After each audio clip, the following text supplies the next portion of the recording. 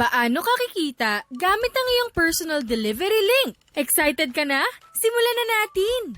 Once na ikaw ay naging online franchisee ng TokTok, ikaw ay mabibigyan ng personal delivery link at magagamit mo ito para kumita dito. Ito ay pupwede mong i-post at isend sa iyong friends, family at mga kakilala para by the time na mag-book sila ng deliveries gamit ng link mo, automatically sa'yo papasok ang 3% ng delivery fee nila. Yes! Kumikita ka kahit nasa bahay ka lang hanggang may nagbo-book gamit ng link mo. Ang format ng iyong personal delivery ay www.toktok.ph/delivery/online franchisee ID number. Halimbawa, ang iyong online franchisee ID number ay 1234567. Ganito ang iyong ibibigay: www.toktok.ph/delivery/1234567. Once i-click nila ang iyong personal delivery link, ay mapupunta siya sa booking site ng TokTok.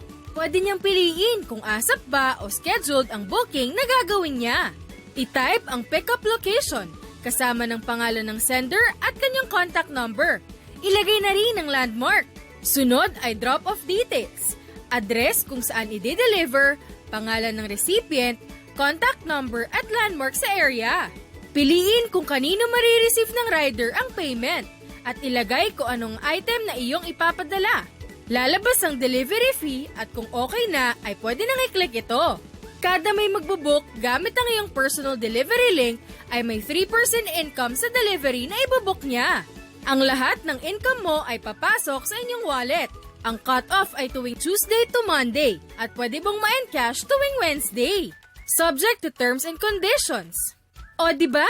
Walang kahirap-hirap kumita dito sa TokTok. Kaya naman isend at i-post mo na ang iyong personal delivery link para mas maraming makinabang sa magandang serbisyo ng TokTok.